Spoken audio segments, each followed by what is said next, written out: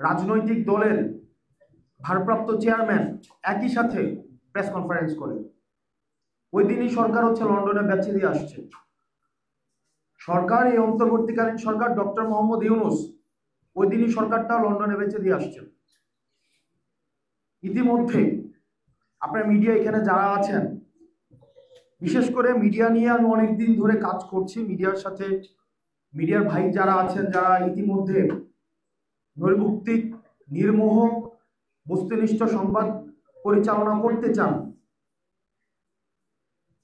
তাদের সাথে আমাদের কথা হচ্ছে, তাদের সাথে আমাদের দেখা হচ্ছে, এবং তারা ইতিমধ্যেই বেশ অনেকবার জানিয়েছেন যে গণমাধ্যমগুলোকে কারা দখল করে নিয়েছে। ইতিমধ্যে আজকেও দেখেছেন একটা গণমাধ্যম কালের কণ্ঠ, বসুন্ধরা মিডিয়া গতকালও দেখলাম, গত 1 মাসের আগের আমার ফেসবুক স্ট্যাটাস সরাই নিল এবং 1 মাস রেস্ট্রিকশন দিয়ে, রিপোর্ট করায় রেস্ট্রিকশন, তাদের টাকা আছে, ওরা হুজুর কিনে ফেলে, আলেম কিনে ফেলে, রাজনীতিবিদ কিনে ফেলে, মিডিয়া কিনে ফেলে, ওরা সরকারকেও কিনে ফেলে। এই বসুন্ধরা মিডিয়ার একটা মিডিয়া হচ্ছে কালের কণ্ঠ, প্রতিনিয়ত প্রপাগান্ডা চালাই যাচ্ছে। এটা কে দখল করছে এটা আপনারা ইতিমধ্যেই জানেন। চাকরি করেন কিন্তু আমাদের কাছে আবার এসে বলেন এটা গিয়াসউদ্দিন মামুন এটাকে দখল করছে না? একদম পিন পতন নীরবতা আপনাদের মধ্যে। কিন্তু আপনাদের তো বেতনও দেয় না ঠিকঠাক ভাবে। 4 মাস চাকরি করেন, 1 মাসের বেতন দেয় বা দেয় না, অথবা হচ্ছে বোনটা হাতে ধরায় বলে না ব্যাপারে করে খাও। মিথ্যা বলতেছি? আপনারা তো সামনাসামনি পার্সোনালি তো এগুলো বলেন, এটা তো মিডিয়ার বাস্তবতা। আপনাদেরকে ইভেন টাকা দিয়ে হচ্ছে লাইসেন্স নিতে হয়, আইডি কার্ডটা নিতে হয়। বিভিন্ন বাংলাদেশে এরকম মিডিয়া আছে না? এখন এরকম অনেক জায়গায় আছে, সব জায়গায় আমরা দেখলাম মিডিয়া এখন বিক্রি একটা রাজনৈতিক দলের কাছে। প্রশাসনে দেখা যায় সচিবালয়ে 5টায় অফিস শেষ হয়, 4টা থেকে গুলশানে লাইন দেওয়া শুরু হয়, পল্টনে লাইন দেওয়া শুরু হয়। আগে সেটা দিত ধানমন্ডি 32-এ, আর পার্টি অফিস হচ্ছে আপনার ওই যে গুলিস্তান। তারা আবার এখন লাইন দেয়, ঠিকই এখন লাইন দেওয়া হচ্ছে গুলশান এবং পল্টন। এটা যে জাতীয়তাবাদী রাজনৈতিক দলের জন্য যে সুখবর কিছু, বিষয়টা এমন না। পল্টন আপনার গুলিস্তান লাইন দেওয়া এবং ধানমন্ডি 32-এ লাইন দেওয়া যে আওয়ামী লীগের জন্য সুখবর কিছু নিয়ে আসছে, বিষয়টা এমনও না। জাতীয়তাবাদী রাজনৈতিক দলের অনেকে আমাদেরকে শত্রু জ্ঞান করে, তাদের বয়সে অনেক ছোট, আমরা শত্রু জ্ঞান করে, কিন্তু আলটিমেটলি লাভ নাই। কারণ 5ই অগস্টের পর আপনি যদি মনে করেন 5ই অগস্ট যে কারণে হয়েছে, যে কারণগুলোর 5ই অগস্ট ঘটাতে সহায়তা করেছে, সেই কারণগুলোকে বিদ্যমান রেখে আবার আপনি একটা নতুন রাষ্ট্র গঠনের দিকে যাবেন, তাহলে 5 বছর না হোক, 10 বছর না হোক, আপনি আরেকটি গণপ্রতিরোধের শিকার হবেন।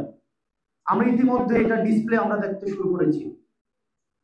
মিডিয়া ফেসিজম, আমাদের ডিফেন্সের আমরা দেখছি একটা রাজনৈতিক দলের কাছে কিভাবে নতজানু হতে। বরং তো মিডিয়া তো হওয়ার কথা ছিল জনগণের, ব্যুরোক্রেসি হওয়ার কথা ছিল জনগণের। আপনার আমাদের পুরো যে স্টেট, আমাদের যে সেটেলমেন্ট, এটা তো জনগণের জন্য হওয়ার কথা ছিল। কিন্তু দুর্ভাগ্যজনক বিষয়, এটা আমাদেরও সীমাবদ্ধতা রয়েছে, যে অ্যাডমিনিস্ট্রেশনের জন্য, যে মিলিটারির জন্য এবং যে মিডিয়ার জন্য একটা ফ্যাসিস্ট সরকার 15 বছর ধরে প্রতিষ্ঠিত হয়েছে, আমরা তাদের কাছে আবার দায়িত্ব তুলে দিয়েছি যে একটা গণমুখী রাষ্ট্র করার জন্য। 5ই অগস্টের পরে আমরা অ্যাডমিনিস্ট্রেশনের বিরুদ্ধে ব্যবস্থা নিতে পারি নাই, আমরা মিডিয়ার বিরুদ্ধে ব্যবস্থা নিতে পারি নাই, আমরা মিলিটারির বিরুদ্ধে ব্যবস্থা নিতে পারি নাই। এটা আমাদের দুর্ভাগ্য। আপনি দেখবেন মিডিয়া ইন্টেনশনালি অভ্যুত্থানের সামনে যারা ছিল, তাদের চরিত্র হননের চেষ্টা করেছে, এবং যা জানা গেল এই রিপোর্টের মধ্য দিয়ে তাদেরকে দুর্নীতিবাজ হিসেবে প্রমাণের বিভিন্ন সময় চেষ্টা করেছে। আমি অন্তত এখানে 100টা মিডিয়া আছে, সব মিলিয়ে ছোট বড়, মেইন স্ট্রিম, এখানে হচ্ছে সোশ্যাল মিডিয়া, মাল্টিমিডিয়া, আমি সবাইকে সামনে রেখে আমি চ্যালেঞ্জ দিতে পারি, ওইদিন একজন রাজনীতিবিদ বলেছেন যে বিভিন্ন ব্যবসায়িক প্রতিষ্ঠান থেকে নাকি আমরা টাকা নিয়ে আসছি। আমি আপনাদেরকে চ্যালেঞ্জ দিলাম, বাংলাদেশের যতগুলো ব্যবসায়ী প্রতিষ্ঠান আছে, দুর্নীতি তো ক্লিন দুর্নীতি তো করা যায় না, ওই ব্যক্তি নিজে এসে সাক্ষ্য দিবেন এই বাংলাদেশের এই 64টা জেলায় কেউ না কেউ নিজে এসে সাক্ষ্য দিবে সে আমার কাছ থেকে টাকা আনছে, তাই না? অথবা এটা নথিপত্র থাকবে, কোনো না কোনো নথিপত্রতে নিশ্চয় থাকবে, এটার অডিও থাকবে, না হয় ভিডিও থাকবে, না হয় সিসিটিভি ফুটেজ থাকবে, কোনো না কোনো নথিপত্র তো থাকবে। অথবা ব্যক্তি নিজে এসে সাক্ষ্য দিবে যে হচ্ছে কি সে দুর্নীতি করছে, আমার কাছ থেকে টাকা নিয়ে আসছে। নাকি একদম হাওয়ার মধ্য দিয়ে দুর্নীতি করা যায়? আমি চ্যালেঞ্জ দিচ্ছি, পুরো বাংলাদেশের এই পুরো 1 বছরে একজন ব্যক্তি একটা নথিপত্র একটা প্রমাণ যদি দিতে পারে যে হাসনাত আব্দুল্লাহ বা তার সহযোদ্ধারা যে দুর্নীতি করেছে, আমরা রাজনীতি থেকে ইস্তফা দিয়ে দিব। ইস্তফা দিয়ে একটা না। এখন আপনারা মিডিয়াতে ছাড়বেন, যা জানা গেল, জনশ্রুতি হয়েছে, শোনা গিয়েছে 300 কোটি টাকার দুর্নীতি সম্পর্কে যা জানা গেল, একটা পরে হচ্ছে এই যে ক্লিকবেট জার্নালিজম, এগুলো কোন উদ্দেশ্য করছেন এটা আমরা বুঝি, এটা কার প্রেসক্রিপশন আমরা সেটাও বুঝি, এটা নিয়ম কি আমরা সেটাও বুঝি। আমরা আপনাদের শত্রু না, আপনারা যারা আমাদেরকে শত্রু জ্ঞান করছেন, আমরা আপনাদের শত্রু না, আমরা বাংলাদেশটাকে সুন্দর করতে চাইছিলাম। কিন্তু আপনারা হচ্ছে প্রতিষ্ঠিত হাজার হাজার কোটি টাকার দুর্নীতিবাজের সাথে আমাদেরকে ইকুয়েট করার চেষ্টা করছেন বিভিন্ন ভাবে। আপনারা স্টেট মেকানিজম ব্যবহার করার মধ্যে আমাদেরকে সমান করার চেষ্টা করছেন। এটার যে মূল্য আমাদেরকে চুকাইতে হবে, সেই জায়গা থেকে আজকে দেখলাম কালের গঞ্জে আরেকটা নিউজ করছে যে আমরা নাকি আসন ভাগাভাগি করতেছি, 30টা আসন চাইছি, 17টা রাজি হয়েছে। আমি অনেকগুলা এখানে আমার বিভাগেরও শিক্ষার্থী আছে যারা হচ্ছে এখানে এখন সাংবাদিকতার সাথে যুক্ত হয়েছে, আমাদের এগুলো পড়াইছে। আমরা তো রেফারেন্সিং বুঝি, পড়াশোনা ছাড়া তো এখানে আসি নাই। আমি অনেকবার নিউজটা দেখলাম, এখানে কোন রেফারেন্স ব্যবহার করা হয়েছে, কোনো রেফারেন্সই দেওয়া হয়নি, মনে হচ্ছে ফেসবুক স্ট্যাটাস। এভাবে যদি আপনারা চরিত্র হনন করার চেষ্টা করেন একটা রাজনৈতিক দলের, ডিবিসি একটা নিউজ চ্যানেল আছে, আমি নিজে দেখেছি, আমি নিজে সাক্ষী, 18 জুলাই 19 জুলাই কিভাবে ফোন দিয়ে দিয়ে ডিবিসি হচ্ছে, এবং আমার কাছে এখন প্রমাণ আছে যে কিভাবে হচ্ছে ভিডিওকে ডিস্টর্ট করে। তখন ডিজিএফ এর একজন মিডিয়া নিয়ন্ত্রণ করতো হাসনাত নামে একজন লোক, উনি কর্নেল, উনি লেফটেন্যান্ট কর্নেল খুব সম্ভবত ছিল, আমরা অনেকেই চিনতে পারেন। আপনারা ওই দিন পদ্মায় কারা কারা ছিলেন? এখানে কি একজনও ছিলেন না পদ্মায়? একজন সাংবাদিকও ছিলেন না ওই দিন?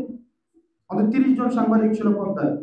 আপনাদেরকে নিউজ কিভাবে লিখে দেওয়া হয়েছে, আমাদের সামনে নিউজ কিভাবে পরিবর্তন করা হয়েছে, এখন আমরা একই প্রেসক্রিপ্ট, এই যে প্যাটার্নটা আমাদের সাথে পরিচিত, আমরা তো প্যাটার্নটা আমাদের সাথে পরিচিত, আমরা দেখি। এখন আপনারা যদি বলেন এই রুলস অফ গেম চেঞ্জ না করে আমরা আবার একটা নির্বাচনের দিকে যাব, এটা অসম্ভব। আমাদেরকে বলা হয় আমরা নির্বাচন পিছাইতে চাই, আরে নির্বাচন টাইমলাইন নিয়ে তো আমার সমস্যা নাই, আমার নির্বাচন নভেম্বরও হোক, ডিসেম্বরও হোক, জানুয়ারি হতে হোক, এটা আমার কিচ্ছু আসে যায় না, কিন্তু নির্বাচন এই রুলস অফ গেম চেঞ্জ করে নির্বাচন হইতে হবে। আমার নভেম্বরে নির্বাচন হোক, 2 মাস পরে নির্বাচন হোক, আমি নির্বাচন যত দ্রুত সম্ভব তত দ্রুত হোক, আমার কিচ্ছু আসে যায় না, কিন্তু অবশ্যই সেটা গণপরিষদ নির্বাচন হইতে হবে। আমরা আবার একটা পুরনো একটা চুরতন্ত্রের মধ্যে ঢুকতে চাই না। একটা সরকার অর্ধেক পরিচালিত হবে পল্টন থেকে, অর্ধেক পরিচালিত হবে এফবিসিসিআই থেকে, অর্ধেক পরিচালিত হবে হচ্ছে আপনার এই যে গণভবন থেকে, একটু পরিচালিত হবে হচ্ছে বঙ্গভবন থেকে। এই ধরনের রাষ্ট্র ব্যবস্থা চাই না। এটা একটা আপনারা আমাদেরকে আবার এই যারা অভ্যুত্থানটা করছে, এটা সিম্পল ইকুয়েশন ভাই। আগের যে রাষ্ট্র ব্যবস্থা এটা ফাংশন করে নাই, এটা ফেল করছে, যার কারণে 5ই আগস্ট আসছে। আমি মূর্খ মানুষ, কিচ্ছু বুঝি না, এটা একটা সিম্পল হিসাব। যদি ফাংশন করতো, বইটা বই, এই যে সংবিধানটা যদি ফাংশন করত, 2014 সালে বলছে না সংবিধানের ধারাবাহিকতা রক্ষার জন্য একটা নির্বাচন দিতেছে হাসিনা, বলছে না? এটা হচ্ছে একটা text book of fascism, text book of fascism. আমাদের মহান মুক্তিযুদ্ধ স্বাধীনতার ঘোষণাপত্রটাকে সামনে রেখে আওয়ামী লীগ সব অপরাধের বৈধতা উৎপাদন করছে বইটা দিয়ে। আমাদেরকে অবশ্যই একটা নতুন সংবিধান দিতে হবে। আর যারা প্রতিষ্ঠিত, যারা মনে করতেছে যে আমাদেরকে বাইনারি রাজনীতির বাইরে নতুন রাজনৈতিক দলের উত্থান হইতে দিবে না, আমরা আপনাদেরকে বলতে চাই, আসন দিয়ে আপনি আমাদেরকে কিনতে পারবেন না। আসন দিয়ে কিনা সম্ভব না, আমরা বিক্রি হইতে আসি নাই, এটা ইম্পসিবল। আপনি মিডিয়াতে চরিত্র হনন করে আমাদেরকে কিনে ফেলবেন, মিডিয়াতে চরিত্র হনন করে গতকাল কাদেরকে পোস্ট দেওয়াইছে তাদেরকে কিনা যাবে, আমাদেরকে যাবে না। গত 1 বছরে একটা চ্যানেল, একটা মিডিয়া 1 টাকার দুর্নীতি ক্রেডিবল সোর্স থেকে প্রমাণ করতে পারছে, অভিযোগ দিতে পারছে, প্রমাণ দূরে একটা অভিযোগ। আজকে আমি কথা বলছি 16 আগস্ট, 8 আগস্ট সরকার গঠন হয়েছে, 1 বছর 8 দিন হয়েছে, একটা সোর্স দিতে পারছে? আপনারা পারবেনও না, কিন্তু আপনাদেরকে দিয়ে কিছুদিন পরে দেওয়ানো শুরু করবে, চরিত্র হনন করার চেষ্টা করা হবে এবং আপনারা এগুলো লিখবেন, এটা আমরা জানি, যদি এই এক্সিস্টেন্স সিস্টেম বিদ্যমান থাকে। সেজন্য প্রত্যেকটা রাজনৈতিক দলকে বলবো, এনসিপি দায়িত্ব নিয়ে বলছি, এই কোন সিট নেগোসিয়েশনের মধ্য দিয়ে, এটাও তো একটা মধ্যরাতের নির্বাচন, আর এই নির্বাচনের মধ্যে পার্থক্য কি? আমি যদি আগে সমঝোতা করি যে আমি দাঁড়াবো এই আসনে, আপনি এখান থেকে ক্যান্ডিডেট দিবেন না, সমঝোতা মানে কি? যে বিএনপি কে বলবো যে আপনি আমার আসনে ক্যান্ডিডেট দিবেন না, এখান থেকে শুধু আমি দাঁড়াবো, জামাতকে বলবো, অন্য রাজনৈতিক দলকে বলবো। তো এটা তো একটা মধ্যরাতের ইলেকশনই, যেখানে জনগণের সামনে কোনো অপশন নাই। আমরা তো এই নির্বাচন চাই না, আমরা কি আবার এই সমঝোতার নির্বাচন চাই?